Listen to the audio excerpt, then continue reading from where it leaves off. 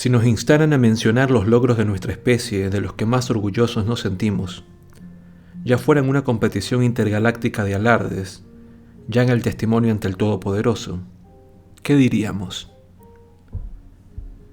Quizá existan universales de belleza y significado que trasciendan las culturas y resuenen en cualquier inteligencia. A mí me gustaría pensar que existen, pero resulta endiabladamente difícil saberlo. No obstante, existe un ámbito de logros del que podemos alardear abiertamente ante cualquier tribunal de mentes, y se trata de la ciencia.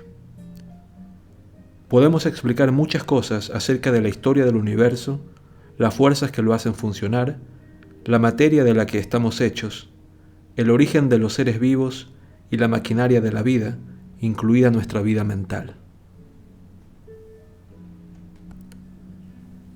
La ciencia nos ha otorgado los dones de la vida, la salud, la riqueza, el conocimiento y la libertad documentados en los capítulos sobre el progreso.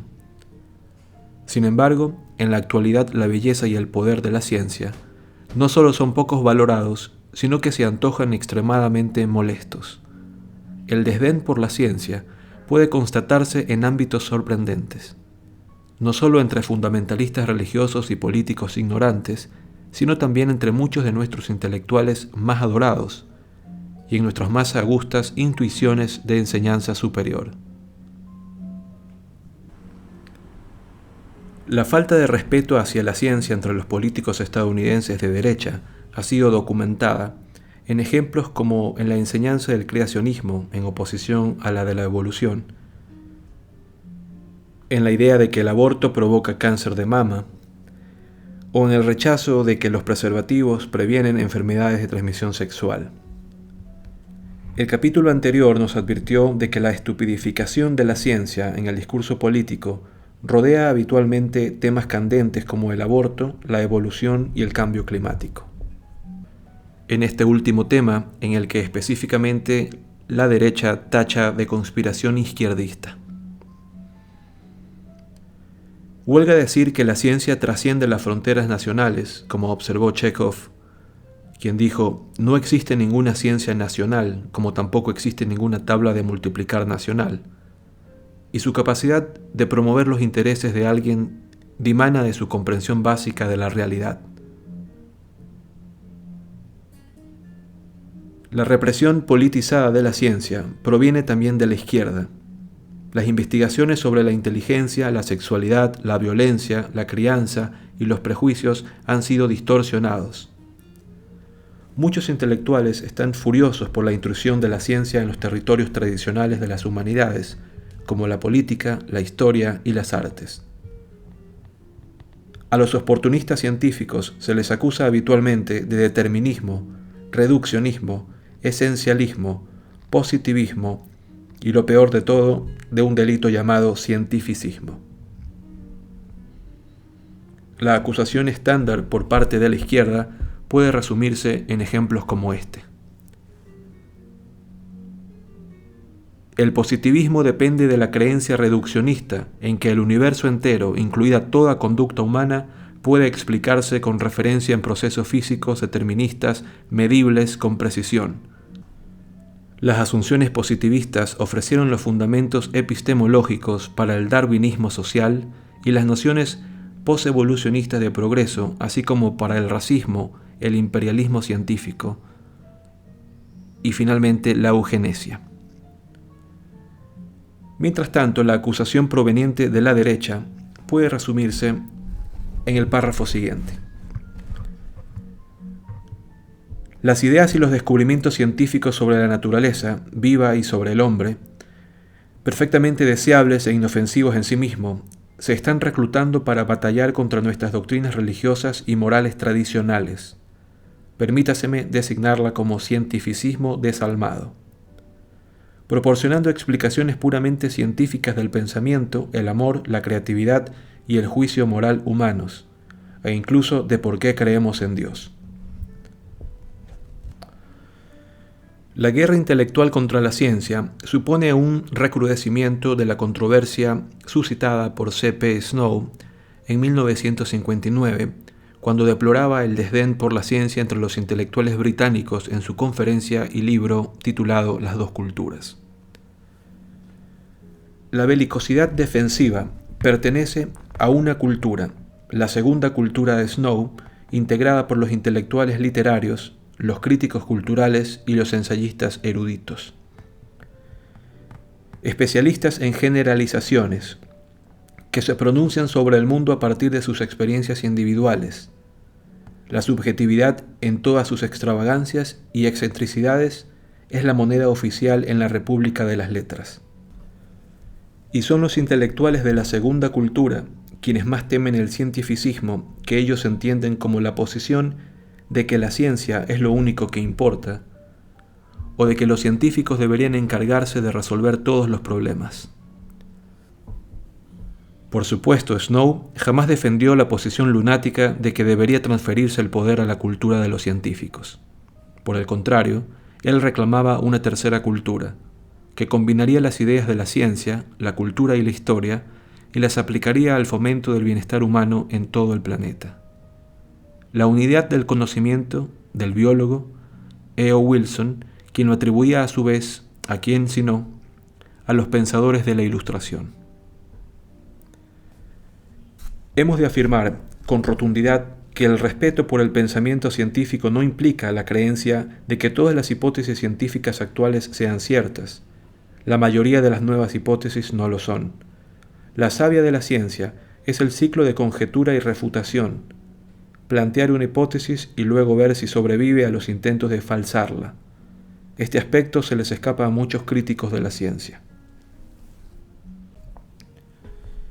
Otro argumento diferente, que la ciencia solo se ocupa de hechos relativos a las cosas físicas, por lo que los científicos cometen un error lógico cuando hablan de los valores, la sociedad o la cultura.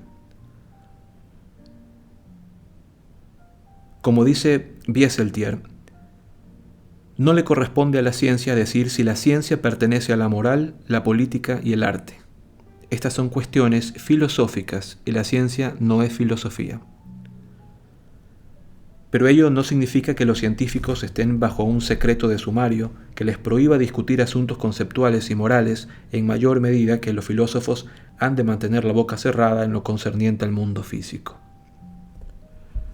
En la actualidad, la mayoría de los filósofos, al menos en la tradición analítica o angloamericana, suscriben al naturalismo, la posición que defiende que la realidad se agota con la naturaleza, que no contiene nada sobrenatural, y que el método científico debería utilizarse para investigar todos los ámbitos de la realidad, incluido el espíritu humano. En la concepción moderna, la ciencia forma un todo con la filosofía y con la razón misma.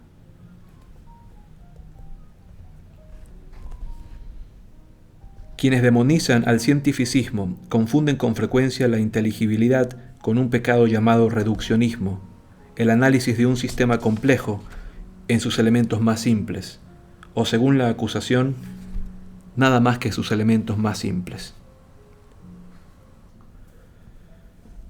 Cuando los científicos se ven apremiados a explicar cómo hacen esto, suelen echar de mano el modelo de conjetura y refutación de Karl Popper, en el que una teoría científica puede ser falsada mediante pruebas empíricas, pero nunca se confirma. El grado de creencia de un científico en una teoría depende de su coherencia con las evidencias empíricas. Cualquier movimiento que se define a sí mismo como científico, pero no brinde oportunidades para poner a prueba sus creencias, no es un movimiento científico. Los profundos interrogantes acerca de quiénes somos, de dónde venimos y cómo definimos el sentido y propósito de nuestra vida. Ese es el territorio tradicional de la religión y sus defensores tienden a ser los críticos más excitables del cientificismo.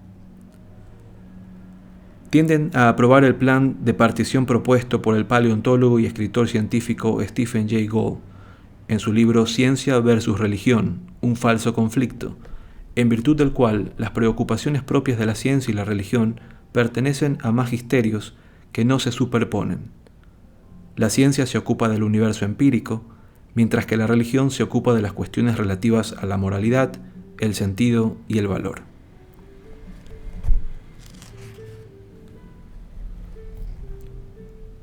La visión del mundo que guía los valores morales y espirituales de una persona culta en la actualidad es la visión del mundo que nos ofrece la ciencia.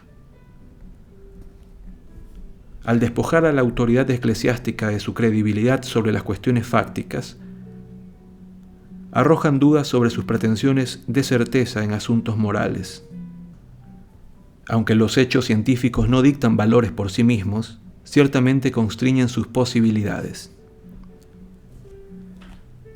Este humanismo, como se verá en el capítulo siguiente, que es indesligable de una comprensión científica del mundo, se está convirtiendo en la moral de facto de las democracias modernas, las organizaciones internacionales y las religiones liberalizadoras, y sus promesas incumplidas definen los imperativos morales a los que hoy nos enfrentamos.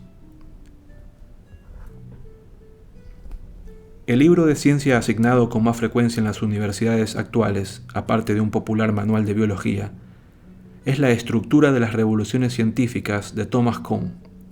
Este clásico de 1962 suele interpretarse como una demostración de que la ciencia no converge en la verdad, sino que se ocupa meramente de resolver enigmas antes de saltar a un nuevo paradigma que torna obsoletas y de hecho ininteligibles sus teorías anteriores. Aunque el propio Kuhn renegaría más tarde de esa interpretación de carácter nihilista, esta se ha convertido en la opinión convencional dentro de la segunda cultura. Más insidiosa que el desentrañamiento de formas cada vez más crípticas de racismo y sexismo, es una campaña de demonización que imputa a la ciencia, junto con la razón y otros valores de la Ilustración, crímenes que son tan viejos como la civilización, entre los que se incluyen el racismo, la esclavitud, la conquista y el genocidio. Este fue un tema fundamental de la influyente teoría crítica de la Escuela de Frankfurt. El movimiento cuasi-marxista, originado por Theodor Adorno y Max Horkheimer, que proclamaba que la Tierra, enteramente ilustrada, resplandece bajo el signo de una triunfal calamidad. Figura asimismo de las obras de teóricos postmodernos como Michel Foucault, quien argumentaba que el Holocausto era la culminación inevitable de una biopolítica que comenzó con la Ilustración, cuando la ciencia y la gobernanza racional ejercían un poder creciente sobre la vida de la gente. De manera similar, el sociólogo Zygmunt Bauman culpaba del Holocausto al ideal ilustrado de rehacer la sociedad y forzarla a adaptarse a un plan global científicamente concebido. En este retorcido relato, los propios nazis quedan libres de culpa.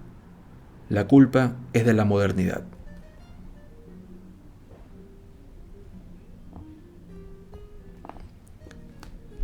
Acusar del racismo ideológico a la ciencia, en particular a la teoría de la evolución, es hacer mala historia intelectual.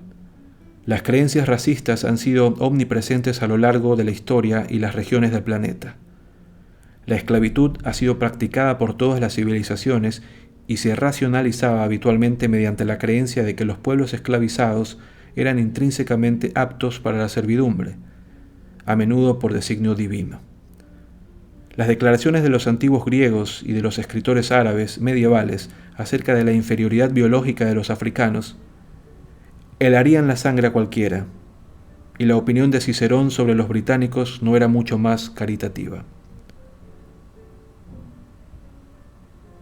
Para ser más precisos, el racismo intelectualizado que infectó Occidente en el siglo XIX no fue una creación de la ciencia, sino de las humanidades, la historia, la filología, los clásicos y la mitología. En 1853, Arthur de Gobineau, un escritor de ficción e historiador aficionado, publicó su disparatada teoría de que una raza de viriles hombres blancos, los arios, se extendió desde su antigua tierra natal y propagó una heroica civilización de guerreros por Eurasia. Esta única familia sería llamada la indoeuropea. Bastaba dar un pequeño paso para fundir este cuento de hadas con el nacionalismo romántico alemán y con el antisemitismo. Los integrantes del folk teutónico eran los herederos de los arios y los judíos eran una raza mestiza de asiáticos.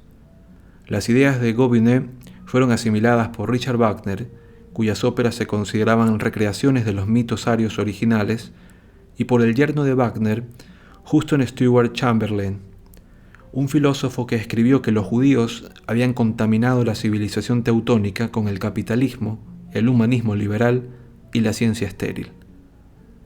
A través de estos, las ideas llegarían a Hitler, que llamaba a Chamberlain su padre espiritual. Gobineau, Chamberlain y Hitler rechazaban la teoría de la evolución de Darwin y especialmente la idea de que todos los humanos habían evolucionado gradualmente a partir de los monos.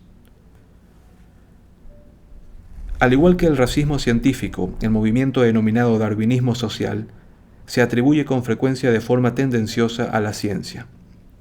Cuando se hizo célebre el concepto de evolución a finales del siglo XIX y principios del XX, se convirtió en un test de Rorschach que un heterogéneo surtido de movimientos políticos e intelectuales veían como una reivindicación de sus agendas respectivas.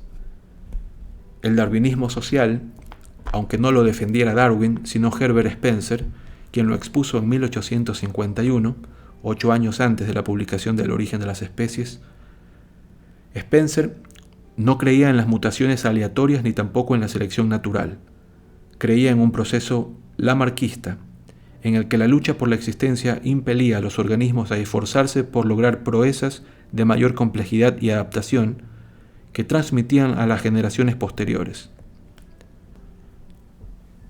Su filosofía política fue adoptada por capitalistas sin escrúpulos, defensores de la economía del laissez-faire y oponentes del gasto social. Dado que esas ideas tenían un aroma derechista, los escritores de izquierdas aplicaron indebidamente el término darwinismo social a otras ideas con aroma derechista, como el imperialismo y la eugenesia. El término no tiene nada que ver con Darwin ni con la biología evolucionista, y en la actualidad es un insulto prácticamente carente de sentido. La eugenesia es otro movimiento que se ha empleado como un trabuco ideológico. Francis Galton, un polímata victoriano, fue el primero en sugerir que el patrimonio genético de la humanidad podía mejorarse, ofreciendo incentivos a las personas talentosas para que se casasen entre ellas y tuvieran más hijos. A esto se le llamó eugenesia positiva. Aunque cuando cuajó la idea, se hizo extensiva a la disuasión de la reproducción entre los no aptos, eugenesia negativa. El movimiento de la eugenesia fue desacreditado a perpetuidad por su asociación con el nazismo, pero el término sobrevivió como una forma de mancillar varias empresas científicas, como las aplicaciones de la genética médica que permiten a los padres tener hijos sin enfermedades degenerativas mortales, y a todo el campo de la genética conductual. La eugenesia se retrata a menudo como un movimiento de científicos de derechas. Lo cierto es que fue defendida en su tiempo por progresistas liberales y socialistas, entre los que se puede citar a Theodore Roosevelt, H. G. Wells, Emma Goldman, George Bernard Shaw, John Maynard Keynes, entre otros. El repudio más decisivo de la eugenesia invoca principios clásicos del liberalismo y el libertarismo. El gobierno no dirige con omnipotencia la existencia humana, sino que es una institución con poderes limitados entre los que no figura el perfeccionamiento de la constitución genética de las especies. Las confusiones sobre Darwin dieron un impulso a esos movimientos, pero estos surgieron de las creencias religiosas, artísticas, intelectuales y políticas de su época. El romanticismo, el pesimismo cultural, el progreso como lucha dialéctica o despliegue místico, y el alto modernismo autoritario. Sobre el papel de la ciencia en las universidades, la Universidad de Harvard realizó un informe en el 2007 que dice lo siguiente: la ciencia y la tecnología afectan directamente a nuestros estudiantes en muchos sentidos, tanto positivos como negativos. Nos han traído medicinas que salvan vidas, Internet, el almacenamiento de energía más eficiente y el entretenimiento digital. También han conducido a las armas nucleares, los agentes de guerra biológica, el espionaje electrónico y el daño al medio ambiente. Fin de la cita. Bueno, sí, y supongo que cabría decir que la arquitectura ha producido tantos museos como cámaras de gas o cárceles, que la música clásica estimula la actividad económica e inspira a los nazis, y así sucesivamente. Pero esta extraña ambigüedad entre lo utilitario y lo nefario no se aplicó a todas las disciplinas. La ignorancia y la superstición se ejemplifican en la teoría conspirativa muy extendida de que el SIDA fue inventado en los laboratorios del gobierno de Estados Unidos con el fin de controlar a la población negra. ¿Importa acaso la demonización de la ciencia en los programas de humanidades de la enseñanza superior? ¿Qué ocurre con aquellos a los que se enseña que la ciencia es solo un relato más, como la religión y el mito, que anda dando tumbos de revolución en revolución sin hacer ningún progreso y que supone una racionalización del racismo, el sexismo y el genocidio? La estigmatización de la ciencia también está poniendo en peligro el progreso de la propia ciencia. Hoy en día, cualquiera que desee dedicarse a investigar sobre los seres humanos, incluso para causas positivas, ha de demostrar primero ante una comisión que no es Joseph Mengele. Las trabas a la investigación no solo son un síntoma de expansión burocrática, en realidad son racionalizadas por muchos académicos de un campo denominado bioética, utilizando rúbricas nebulosas como dignidad, carácter sagrado y justicia social. El obstruccionismo bioético puede ser en realidad muy poco ético.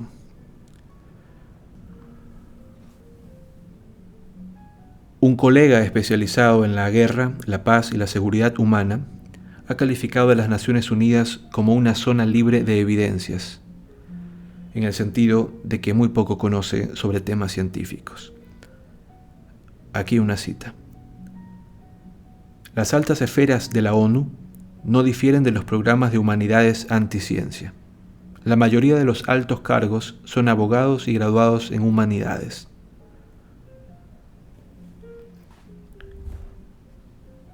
Bien, los detractores del pensamiento científico objetan a menudo que ciertas cosas simplemente no pueden cuantificarse.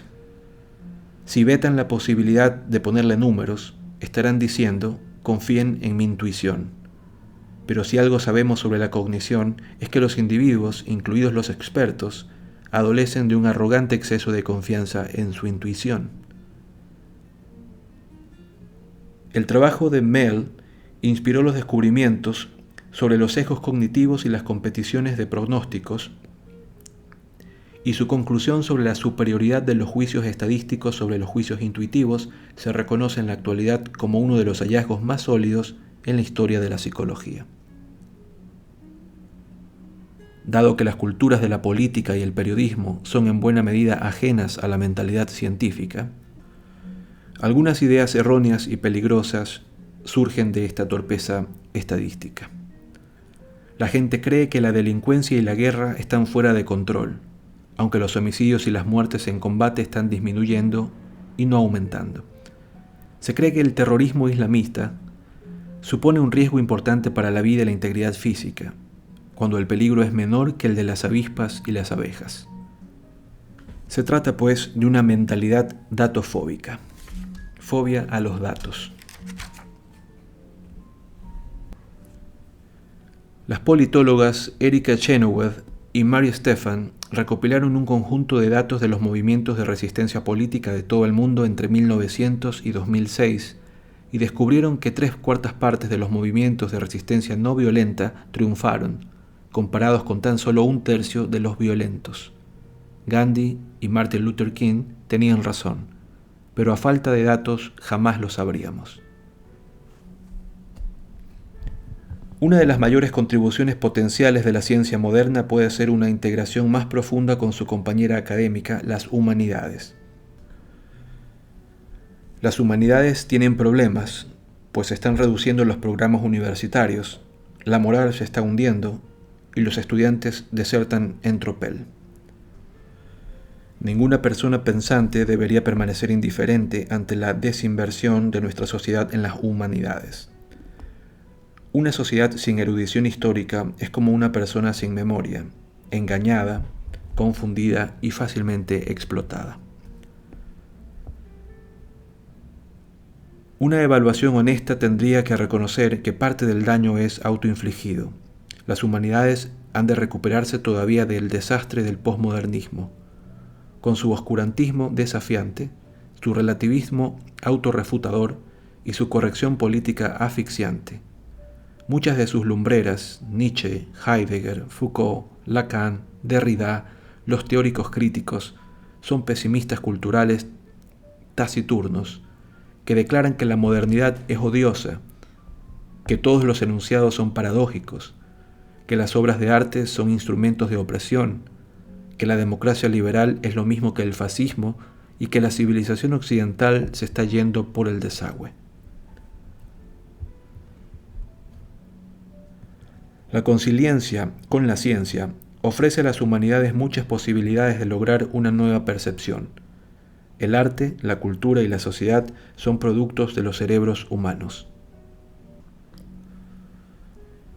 En ciertos campos, esta conciliencia es un hecho consumado.